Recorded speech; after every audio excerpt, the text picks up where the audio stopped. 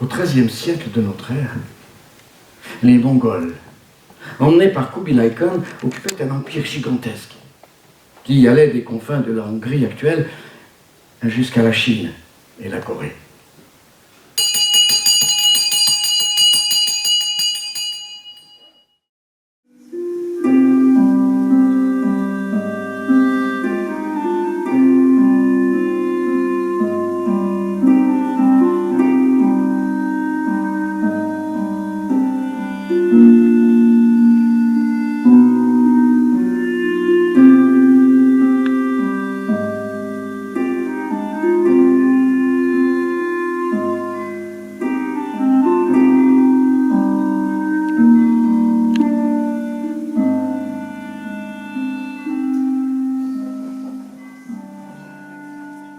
Vous prêtez votre main, s'il vous plaît. Voilà. Une pour moi, celle que vous voulez. Celle-ci, par exemple. Voilà.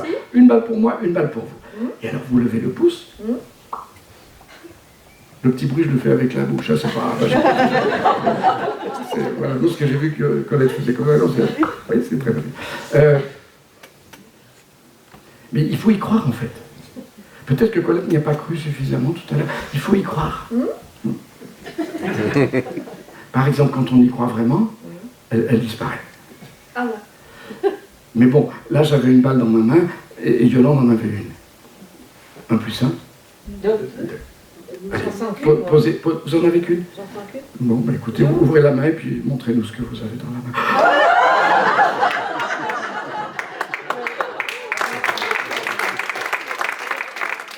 Mais ce qui est intéressant, c'est que le pompon vert, lui aussi, est connecté au pompon rouge.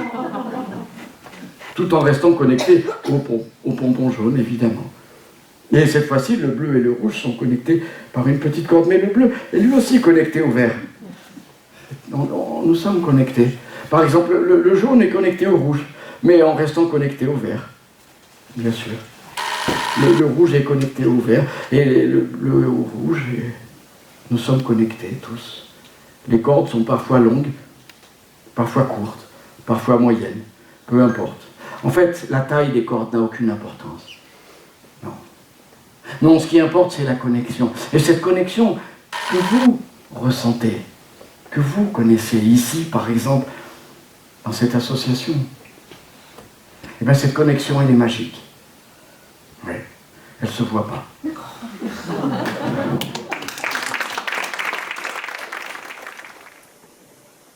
Une scie, un tournevis et un archer.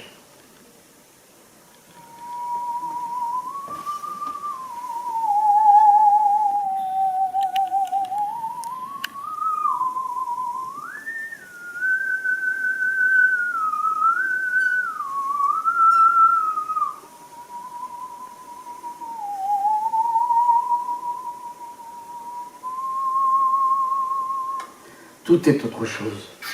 Un poète brésilien disait « Tout est toujours autre chose. Secret de la poésie. » Si vous me permettez. Merci Françoise.